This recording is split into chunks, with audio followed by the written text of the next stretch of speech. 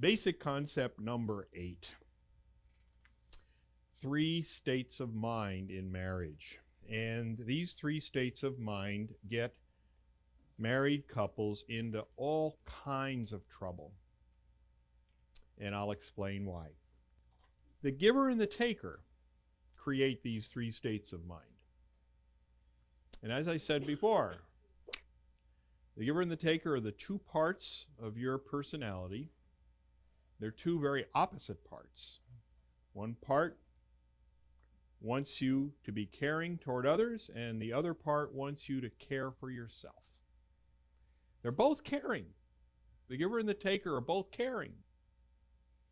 The giver happens to be caring for others. The taker is caring for you. But the giver and taker also is very selfish. The giver cares nothing about you, and the taker cares nothing about anyone else. And they create these 3 states of mind. Each has its own negotiating rules and emotional reactions, each state of mind. So when you are trying to negotiate on an issue, it depends what state of mind your spouse is in with what reaction you're going to get. All 3 prevent fair negotiation, and that's why I want to talk to you about it. I want to talk to you about the 3 states of mind because no matter what state of mind either of you are in, you're not going to negotiate fairly.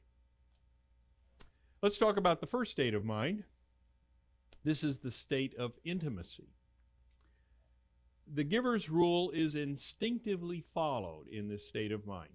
Instinctively followed. So that means that no matter what your philosophy of life is, you feel like following the giver's rule.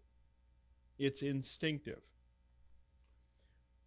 The giver's rule, remember, is do whatever you can to make your spouse happy and avoid whatever makes your spouse unhappy, even if it makes you unhappy. That's what you feel like doing instinctively when you're in the state of intimacy. Emotional needs are met unconditionally. Whatever your spouse wants, your spouse gets. Now, your spouse will think you're in a good mood. Good. He's in a good mood. He'll give me whatever I want. Or she's in a good mood. I'll get away with murder tonight. Basically, I know that I can get what I want because my spouse is in the state of intimacy, and the state of intimacy is a good mood. It is a good mood. Generally, you're in the state of intimacy when you're feeling very good.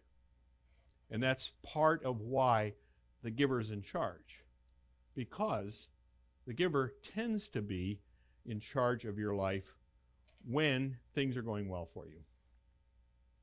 Spouses feel protected, so they trust each other with their deepest feelings. Conversation is respectful and admiring, with love and appreciation. Obviously, if you're in the state of intimacy and you're loving unconditionally, why wouldn't you be respectful and admiring with love and appreciation? And why wouldn't you feel protected? Obviously, your spouse is loving you unconditionally, so you trust them with your deepest feelings. There's a close emotional bond which makes them emotionally vulnerable.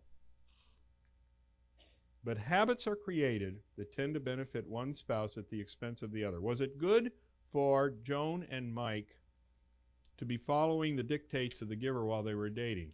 Joan got into the habit of going to football games, so wasn't that good? Wasn't that good? Mike got into the habit of going shopping with Joan. Wasn't that good? It wasn't good because it wasn't sustainable after they were married. Why wasn't it? I mean, aren't habits sustainable? No. If a habit makes you unhappy, and a habit can make you unhappy, it is somewhat effortless, but it can put you in a bad mood. It can be effortless and make you unhappy. So while he's shopping with Joan effortlessly, his feet are killing him. He doesn't like what he's doing. It's unsustainable. So after he gets married, he says, I'm not going to go shopping anymore. Joan says, well, I'm not going to watch any football games with you anymore. And all the things that they were doing to meet each other's emotional needs all of a sudden collapsed because it was based on sacrifice. It was based on something that was good for one guy and bad for the other, and that's what made it unsustainable and fragile. State of conflict. The taker's rule is instinctively followed. Remember what the taker's rule is? Do whatever you can to make yourself happy and avoid whatever makes yourself unhappy, even if it makes your spouse unhappy. That's the taker's rule. Instinctive. Why would the taker show up at all? The taker usually shows up when you're not happy. The giver shows up when you're happy. The taker usually shows up when you're not happy. And what's interesting about the taker is there to make you happy. So if you're not happy with all the sacrificing that you're doing for your spouse when you're in the state of intimacy, your taker is going to wake up from its slumber and say, hey, aren't you happy? No, I'm not happy. Well, we have to do something about that. What's not making you happy? Well, I've had to go shopping. Shopping? You're not going to go shopping anymore. Matter of fact, I think you ought to see your friends. They make you happy. Call them up. Tell them you're going to go see your friends. Well, my wife might not like that. Oh, we don't care about your wife. What we care about is making you happy. Bingo, we're in this state of conflict. Conflict is the state of mind where we got a new rule. The new rule is do whatever you can to make yourself happy, avoid whatever makes you unhappy, even if it makes your spouse unhappy. Why would I call it the state of conflict? Why call it the state of conflict? Because your spouse isn't going to like the idea of you leaving the kids so you can go out with your friends drinking at the bar and coming home drunk. That's the state of conflict because your spouse is going to be in conflict with you over your plan. That is why it's the state of conflict. Demands are made to try to force the other spouse to meet unmet emotional needs. I want you to stay home with me. No, I want to go out with my friends. I'm really unhappy. I'm not doing what I want to do. I want to go out with my friends. Well, I want you to stay home with me. And if you don't stay home with me, you are going to find all your stuff out on the lawn. So you go out with your friends and see what you find when you come home. So the demand is you don't go out with your friends. Instead, you stay home with me and you take care of the kids with me because I am really, really tired and I need some help tonight. Demands lead to disrespectful judgments and angry outbursts. You don't need help. My gosh, if you compare your day to my day is far more exhausting than your day. And as a matter of fact, you're getting away with a lot less work than you should. You should be doing a lot more than you're doing. And that leads to the other spouse throwing a fit, throwing things around the house, having a big fight. Interestingly enough, when one spouse isn't doing what the other spouse wants, instead of negotiating a solution, instead of sitting down and talking about it so that you can come up with a way of solving the problem so that the two of you will be happy at the same time, each person tries to tell the other spouse that it's their turn to suffer because I've been doing enough suffering. Interestingly enough, the way in which we negotiate in the state of conflict is I want to be happy for a change, so you shouldn't have to be happy this time.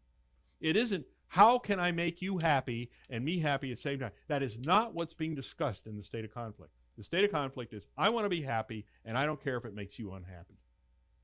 That's the state of conflict. Demands lead to disrespectful judgments and angry outbursts. Feelings are hurt, sometimes intentionally, and so trust is questioned. There is still a close emotional bond with the hope that intimacy will be will return. In other words, we want to get back to the state of intimacy because you were really nice to be around. I really enjoyed being with you. You were so generous and you were so loving and so caring. Where did this person get to? Are you in there someplace? Where's the little door? I need to find this loving spouse of mine that was so caring just yesterday.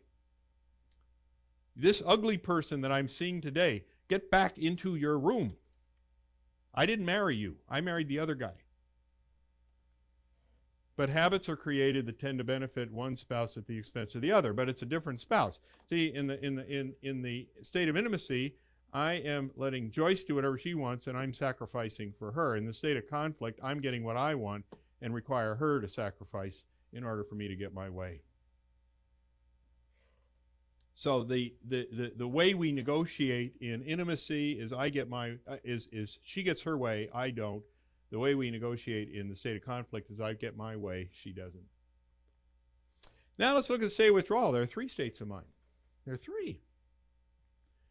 The pain of self-centered, thoughtless behavior that's created in the state of conflict convinces one or both spouses to become emotionally distant. Now, I want to point out something to all of you, and that is that you've all been through these 3 states of mind in the last month. Some people go through them in a morning. Some people go through all 3 of them for breakfast. I mean, these states of mind are so incredibly with us that we all recognize them. And the state of withdrawal is something we also recognize. We see withdrawal taking place in our marriage.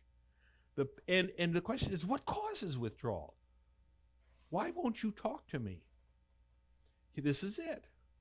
The pain of self-centered, thoughtless behavior that is created in the state of conflict. It's the state of conflict that helps create withdrawal. Convinces one or both spouses to become emotionally distant. In other words, I have had it with you. And your selfishness. What creates withdrawal? The selfishness of the other person in the state of conflict. Withdrawal is never created from the state of intimacy. You don't go from the state of intimacy to withdrawal. You go to withdrawal from the state of conflict.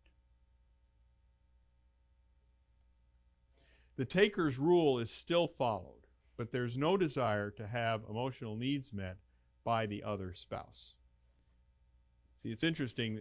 I want you to see the track here. In the state of intimacy, you're going to meet the other person's emotional needs unconditionally. In the state of conflict, you want the other guy to meet your emotional needs unconditionally. In the state of withdrawal, you don't want your emotional needs met at all, and you're not willing to meet the other person's emotional needs at all. You are withdrawn emotionally from the other guy. No emotional needs are going to be met. Not mine, not yours, nobody's. That's what withdrawal is. Conversation is defensive and distant. You might ask your spouse to pass the sugar during breakfast. That's about all the conversation you're going to get. Trust is destroyed. You've hurt me once too often. Emotional defenses are raised, which breaks the emotional bond. Thinking to yourself, why in the world did I ever marry this creep? That's what withdrawal really is. Habits are formed that ignore the other spouse's interests and feelings. Interestingly enough, in withdrawal, you are forming habits, but they're habits of independent behavior. That you are going your way and you expect your spouse to go his or her way. You say, I'm going to have my friends, I'm going to have my activities, I'm going to have my way of life, and I don't want you to become a part of what I'm doing. That's what the state of withdrawal is all about. What's interesting about these 3 emotional predispositions, these 3 states of mind, is that they determine your negotiating strategy. And I want you to be real clear on this. All 3 of them will get you into trouble. Even the state of intimacy gets you into trouble. All 3 are not true negotiation, because in true negotiation, you give and take simultaneously. In these 3 states of mind, there is no simultaneous giving and taking. Each state of mind determines the way spouses instinctively try to get what they need from each other. In intimacy, they do not deny each other's requests. In conflict, they demand without a willingness to compensate. In withdrawal, they're not willing to do anything for each other. In each state of mind, fair negotiation is not considered. In other words, they think you're negotiating. In each state of mind, they think you're negotiating. You think you're bargaining. You think you're trying to get something that is fair, but it's not fair because both people are not benefiting from the transaction simultaneously. With these basic concepts in mind, we're now ready to discuss the first goal of marriage. So now that you have a little background, now we're going to talk about one of the ways that you can show extraordinary care to each other. And that is to create a lifestyle that's fulfilling for both of you. And again, I told you that the other two goals are a little easier to see. This is a little tougher to see. The other two goals, trying not to be the cause of your spouse's unhappiness, try to be the cause of your spouse's happiness. Those two goals kind of make sense. But the goal of creating a lifestyle that's fulfilling for both of you is a little philosophical. And this is why, to some extent, these basic concepts are needed to understand the backdrop. Why is it that we need to have a lifestyle that works well for both of us? Why can't we have a lifestyle where parts of it work for you and parts of it work for me? Why can't that be fair? I'm saying that if you do that, it's going to wreck your marriage and you're going to lose your love for each other. For many of you here today, your lifestyle is preventing you from having a fulfilling marriage. And I can't tell you how many cases we get at these seminars where when they tell us what their lifestyle is all about, it's all too clear why they're having marital problems. It's the lifestyle that is creating the marital problems. You have innocently chosen a career, a work schedule, a place to live, friends, a way to train your children, and a host of other components of your lifestyle that make at least one of you very unhappy. And let's suppose we were to just say this, that let's suppose your career makes the husband unhappy and the wife happy. But the work schedule makes the husband happy and the wife unhappy. The place to live makes the husband happy and the wife unhappy. The friends make the husband happy and the wife husband unhappy and the wife happy. What if each of these made one of you happy and the other unhappy and you traded off? Would that give you a happy marriage? No. Somebody'd be unhappy all the time. You see the sense of making sure that all of your lifestyle decisions work for both of you. Why? Because you both want to be happy simultaneously. Can it be done? Of course it can be done. Part of my job as a marriage counselor is to encourage people to discover the ways in which they can create a lifestyle that makes them both happy simultaneously. We have commuting problems where people have told me that it takes them 3 hours to get to work one way. And they're telling me that they're having a whole lot of trouble finding time to be together. I'm saying to myself, tell me, why does it take you 3 hours to get to work? Well, because this is the best job that I can have. It gives me the best benefits and we can't afford a house in that area. We have to live 3 hours away to afford a house. And I think to myself, you mean there are no jobs within an hour from where your house is? And they say, well, our house is in the middle of the desert. This is where they're building houses these days that people can afford. And I said, all right, let's talk about living closer to your job. You mean there is no place you could live? There's no place to live that you can afford that is within a half an hour from where you work? Well, I wouldn't want to live half an hour because of all the crime that's there. I said, we have to look for another job. We have to look for another job. You can't work at that. I have to be there. I've got all kinds of reasons why this job is there. I said, the job is ruining your life. Can't you see that? You want to have a job to support a happy lifestyle. You don't want to sacrifice your lifestyle for a job. And, I'm trying to explain this to me it's just so clear. And yet you see a lot of people that say, my marriage can't work under these conditions, but I can't change the conditions. Of course you can change the conditions. What if your boss fired you? What if they went broke? What if the company went broke? What if you lost? That'd be the best thing that could possibly happen to you. Can't you see? Can't you see that somebody's got to make you make a change that will actually create an opportunity for you to enjoy life? Well, it's innocent. It's innocent. Most cases, it's innocent. They get themselves into a situation. How did I get here? I don't know. Mutually fulfilling lifestyle can be achieved only if you know how to negotiate effectively with each other. And again, negotiation's everything. Negotiation is everything. Did you negotiate this outcome? Or did somebody sacrifice for it? Is this good for both of you? It's obviously not good for both of you. You're both telling me it's not good for both of you, and yet you're doing it. Why? This couldn't have possibly happened through negotiation. But our instincts prevent us from negotiating. See, it's your instincts that get you into these troubles, these messes. As I've said many, many times, I'll repeat it many, many times in this weekend seminar. The right thing to do in marriage often doesn't seem like the right thing to do.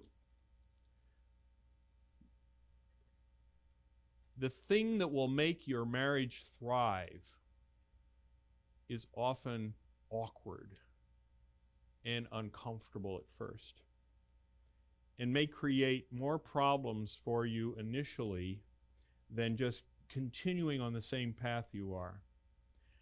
One of the rules that we have in our program is that you've got to spend quite a bit of time together. Well, if you don't like each other, look at Joan and Mike. I mean, Joan and Mike hated each other. For me to tell them that they had to spend 15 hours with each other a week, there was a real possibility that they'd kill each other. So during that first week, you can't assume that you're going to have a wonderful time. The goal is for you to care for each other during that 15 hours. The goal is for you to have a wonderful time together. But if you are together the first 15 hours, chances are it's going to be terrible. Why? Because you're not in any of the good habits yet. I mean, you haven't learned the habit of caring for each other. It all is a lot of work. It seems like a lot of effort. So the first week you're spending time together, it just may be terribly boring or downright unpleasant. And the question is, well, what can we do to make this a good experience? That's the question I want you to discuss with each other. I want to make you stand. But aren't we going to lose a lot of love? It's just being, maybe what we should do is work this thing out before we spend time together.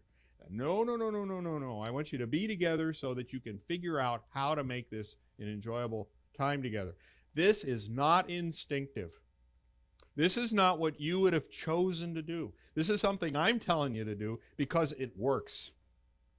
But it violates all of your instincts.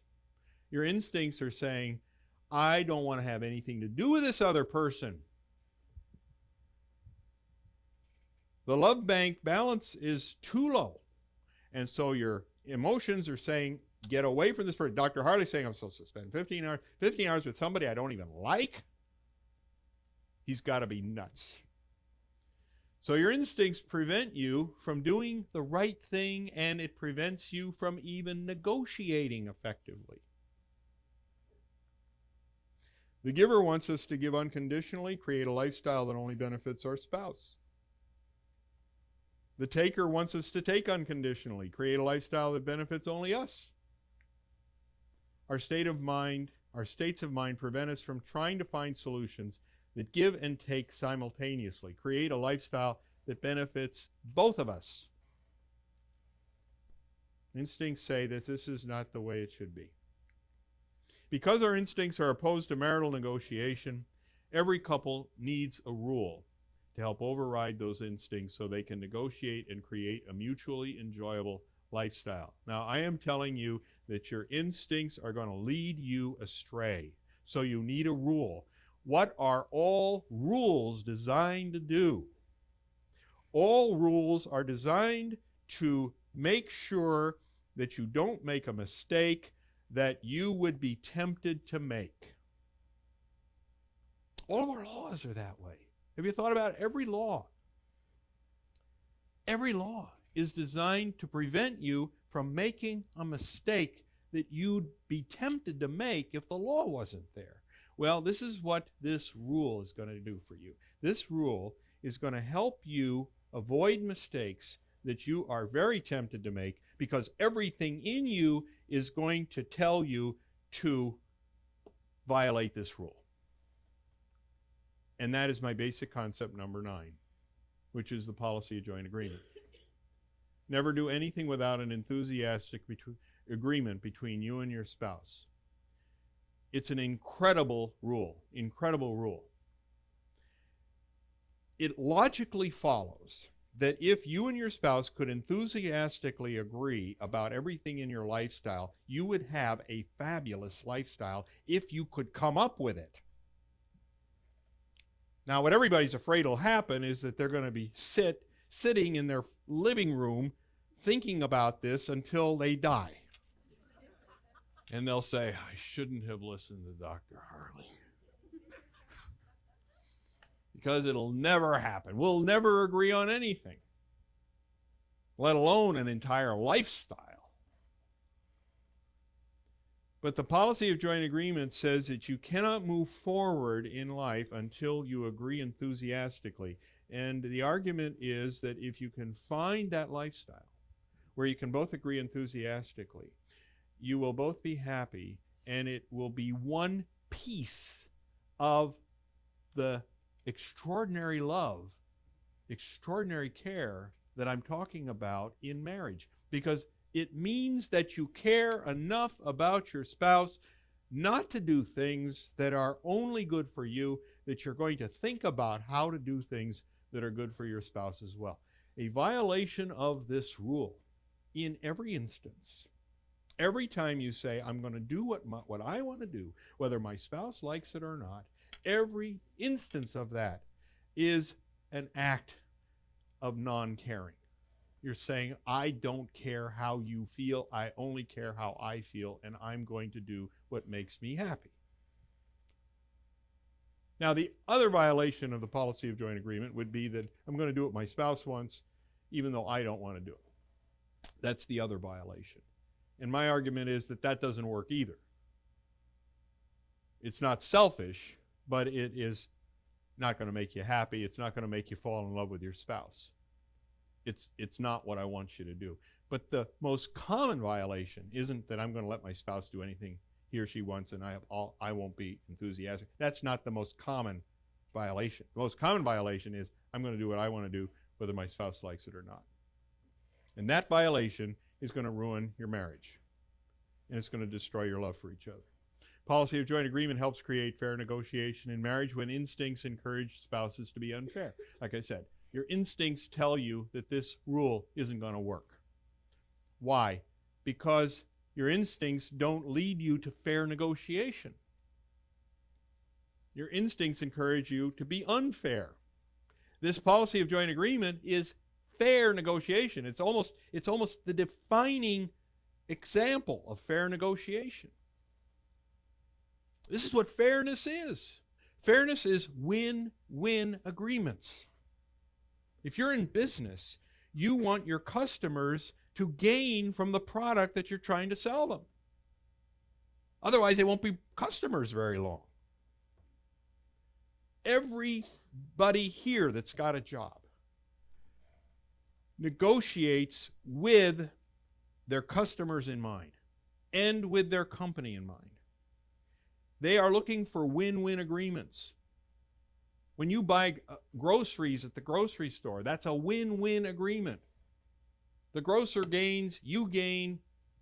It's just common sense. Why is it in marriage you'd think that that sort of thing is irrational? If I owned a grocery store and my wife came in, why would I charge her for an apple? She should just take the apple.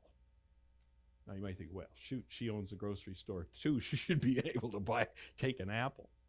But you see, the interesting thing about marriage is that we're so oriented to giving away the store that we don't understand that we're setting ourselves up for failure when we're asked to repeat this again and again and again, which is what life is all about. Life is repeating every day, the same things over and over again. So it's extremely important to look at lifestyle and say, are we doing day in and day out the things that are making us both happy? If not, change it, because we can't survive each other if we're not in a lifestyle that makes us both happy. The feelings and interests of both spouses should be balanced. What you give should make your spouse happy, but it should also make you happy. What you take should make you happy, but it should also make your spouse happy. Policy of joint agreement helps couples achieve the first goal of marriage, to build a mutually beneficial and enjoyable lifestyle. It forces couples to make lifestyle decisions that are mutually enjoyable. It forces you to make lifestyle decisions that are mutually enjoyable. So you come up with, where are we going to send our kids to school this coming fall? Whatever it is, you're going to have to agree enthusiastically with that answer. It's going to have to be something that the person in your marriage that worries the most about spending money is going to be happy about. It's going to have to satisfy the person in your marriage who cares most about making sure that your kids have a good education. Those two issues will come into conflict. The question is, what can you do that will make you both happy simultaneously? Neither one of you feels reluctant about the decision. That is what I call a piece of your lifestyle that is going to help your marriage. It forces you to make lifestyle decisions that are mutually enjoyable. And it targets for elimination unpleasant aspects of existing lifestyle. Right now, you've already made a whole host of decisions. You weren't married just yesterday, where you can build a whole lifestyle from foundation stones up. You've already got the thing out there, and it's already teetering. There's already aspects of it that are making you unhappy. And the policy of joint agreement is going to target those aspects. When you start thinking about the policy of joint agreement, say, I'm not enthusiastic about this, I'm not enthusiastic about that, I'm not enthusiastic about the other. Whatever it is, those are targeted for elimination. The other person says, wait, policy of joint agreement. It says that you can't do anything without an enthusiastic agreement. So that means we can't change anything. No, it doesn't say you can't change anything. It says you can't do anything. You can't leave the front door. You can't go to work. You can't get in your car. You can't brush your teeth. The idea is that if you can't agree on your lifestyle, you say, well, I just can't quit my job. Well, unless there's a enthusiastic agreement, you can't even show up for work. Now, that seems pretty radical, but my argument has always been this, that sometimes a really, really bad situation requires radical decisions. I have made a lot of radical choices for people because there's no other way out. that you have to do something that changes a person's lifestyle radically in order to solve the problem. If they continue to do what they're doing every day, their marriage is going to be ruined. It's kind of like the guy that smokes. What's the solution to his health problems? He's just been told he has cancer of the lungs, and he's got to quit smoking. But he wants to smoke. He says, as long as I'm only going to be living a few more years, at least I want to be happy while I'm living a few more years. And so I want to smoke while I'm dying of lung cancer. Now, to everybody else, that seems like an absolute inane idea. The question is, how do you solve that problem? What you do is you force him to quit smoking. You take his cigarettes away from him. That sounds like a pretty radical idea. You say, you're not going to smoke. Wife grabs the cigarettes, throws them all out. If I see a cigarette in this house, it's gone. Now, that seems pretty radical.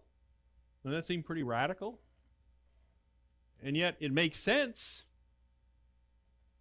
The idea that I have about people moving to another state because in the state they're in, they can't get a job that will pay them enough money to support a family, that they've got to move somewhere else, or they've got to, somebody works a night shift and somebody works the day shift, one spouse, one of them has to quit their job so they can work the same shift.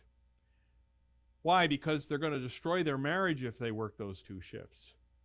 And so the radical solution, the policy of joint agreement is somebody's got to quit their job so that they can both have an enjoyable lifestyle simultaneously. Now, the policy of joint agreement also helps us achieve the second goal of marriage, and if you can remember what that is, it's to avoid hurting each other.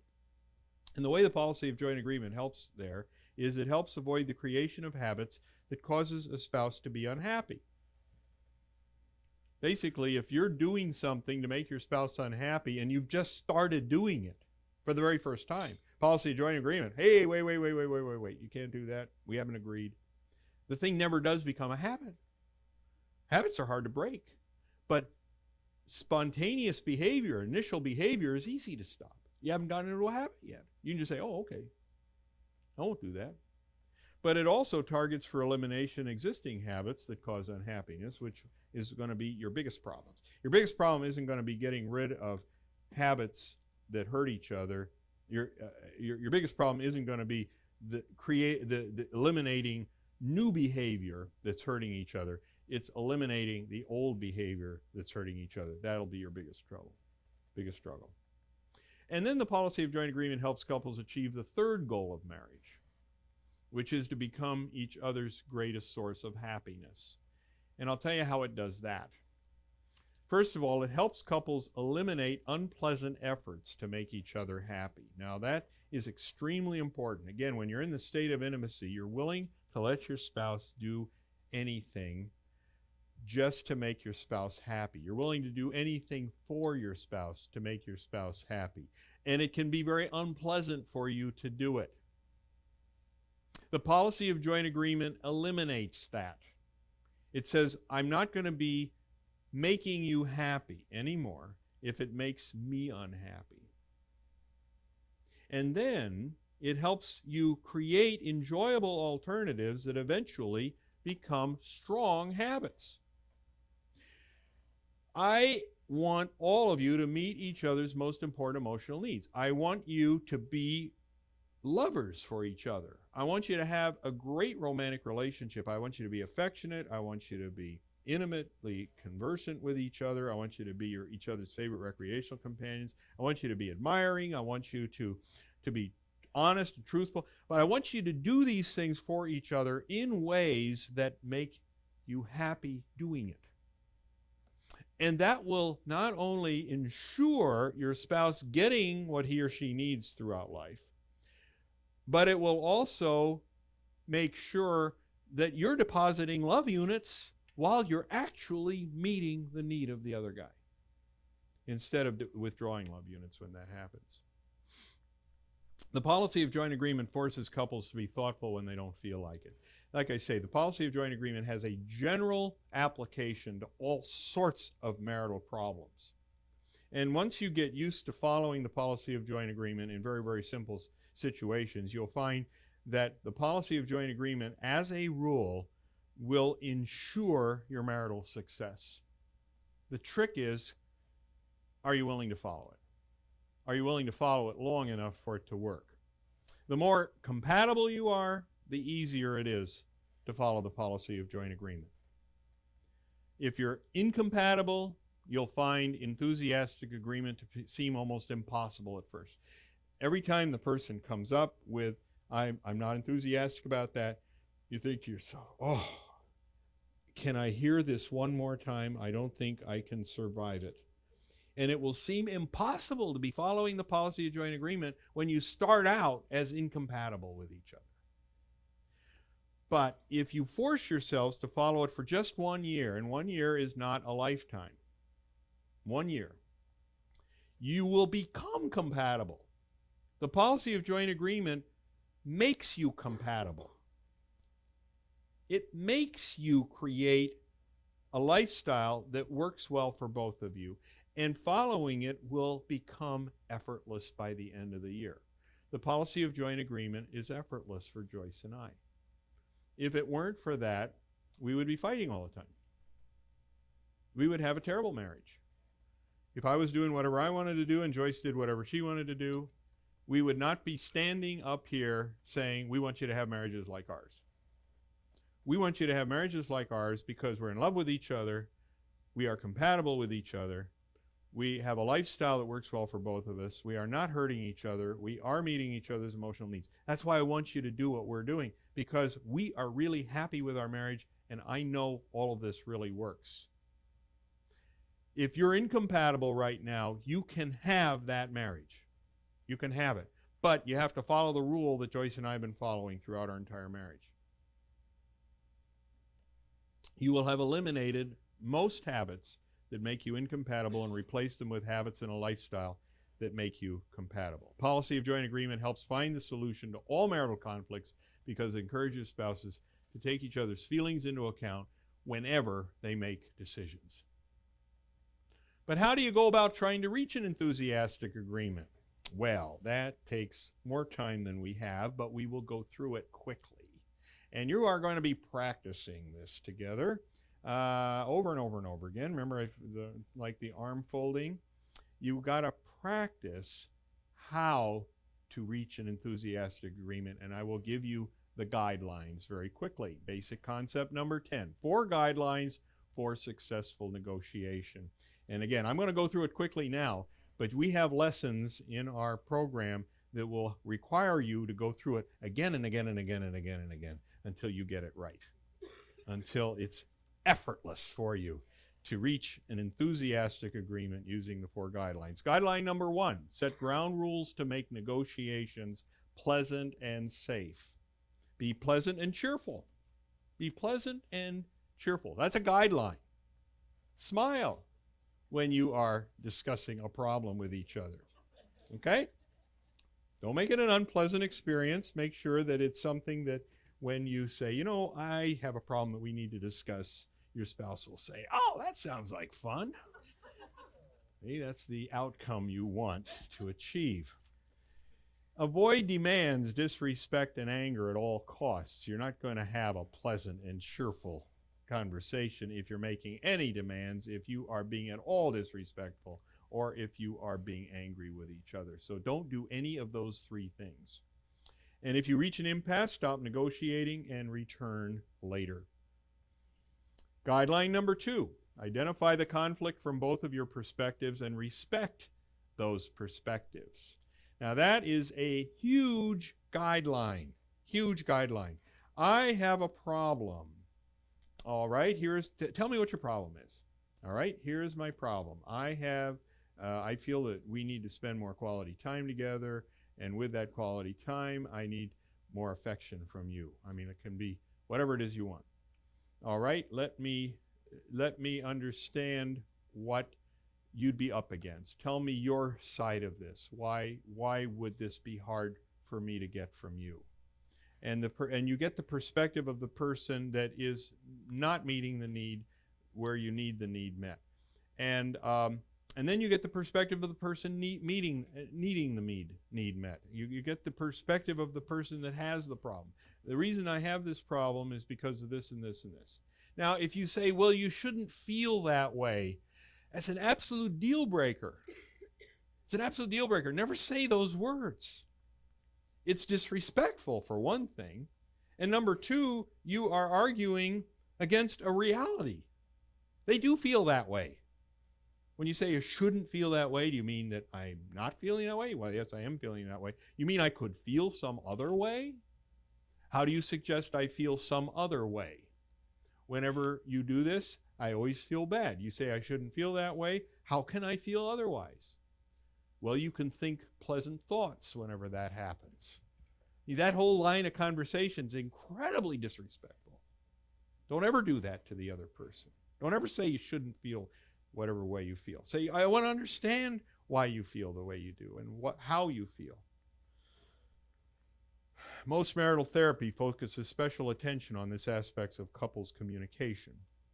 Whenever you go to a counselor, most of you will be taught how to communicate with each other with understanding. So you're going to be taught how to listen to the other person when they talk. Unfortunately, it usually doesn't go any farther than that. We're going to take you a great deal farther than understanding each other. My argument is that there's no point in understanding each other if you can't solve the problem. What we're interested in is solving the problem. We don't want just understanding. We don't just communication. We want the problem to be over and done with. Focus your effort on understanding your spouse's perspective. Do not offer a defense of your perspective unless it's requested. And don't try to straighten out your spouse. Guideline number 3, brainstorm with abandon. Give your brain a chance to think about possibilities. Quality can be more important than quantity. Try to think outside the box. Try to think of creative solutions. Most solutions are not this or that. As a matter of fact, this works for him, that works for her. We're going to probably have to get rid of both of them, and we're going to have to think of something entirely different that can work for both of you. You have no idea how creative your brains are. You have no idea what you could think of if you give your brains a chance to incubate on the problem at hand. Carry a PDA or pad of paper to write down ideas as they come to you. Let your problem incubate. Give it a day or two. Your brain can think of solutions to problems in a day or two that are far superior than anything you could come up with in 10 minutes. Guideline number 4, choose a solution that meets the conditions of the policy of joint agreement. In other words, does any of our ideas make both of us enthusiastic? A trial period to test the mutual value of the solution can be very helpful. In other words, you can say, let's just try this to see how it works. If the solution becomes unpleasant for either spouse, go back to brainstorming. All of your decisions should benefit both of you because almost all of them will affect both of you. And all of your decisions will either deposit or withdraw love units from both of you. Practice the policy of joint agreement and the 4 guidelines of successful negotiation. Now, this idea of practice is going to be a theme that I'm going to be talking about a lot. In other words, that you're not going to simply decide from today on, I'm going to do what you need me to do. It will not work. You're not in the habit of doing what your spouse needs you to do. You're going to have to practice doing what your spouse needs you to do. And following using the policy of joint agreement and the 4 guidelines of successful negotiation also require practice. So, at first, avoid emotionally charged issues. Don't actually try to pick on topics that you are currently fighting about, like how to spend your money and what friends you should have and the career problems that you're having and so forth. Don't take the big issues. Practice the policy of joint agreement on issues that don't make much difference. Try grocery shopping. This is something that I have recommended. You go to the grocery store and you pick out an item and you say, are you enthusiastic about this item? And the other guy says, well, not really. The question is, how would you get the person to be enthusiastic about that item? And the answer is you negotiate about the item. The can of soup. What is the value of this soup? And you might say, would you try it? Would you go home? I wouldn't put that in my mouth. I would not ever want that to be. There are certain items that are never going to get into your cart no matter what you say or do. Other items you might be able to negotiate an agreement. Now, my goal here with grocery shopping is not to fill your cabinets with food. My goal is to teach you how to negotiate using the 4 guidelines of successful negotiation. That's the goal. Practice on something that's meaningless, like tomato soup. And if you find yourself fighting about tomato soup, we're going to have to come up with something else. But the basic idea is you should not be arguing, you should be negotiating. And you should not be saying, if you cared about me, you would be willing to let me have this item that I want so badly. I mean, you can see where I'm headed here. I want you to get into a routine where you are thinking about the other guy and yourself simultaneously, and eventually you'll have your grocery cart filled with items, and that represents symbolically a lifestyle. When you have a full cart, that's like all the decisions that you would have to make in your lifetime, and it's a nice little trial effort. When you have solved simple problems with the policy of joint agreement and the 4 guidelines for successful negotiation, you're ready to solve more complex problems. Tonight, do not argue about anything as you go. If you disagree, don't argue. Don't argue, because you have not yet practiced the policy of joint agreement and the 4 guidelines of successful negotiation, so you won't get it right. So the idea is try to avoid conflict for a while until you know how to do it correctly. Tomorrow we'll discuss the 2nd and 3rd goals of marriage.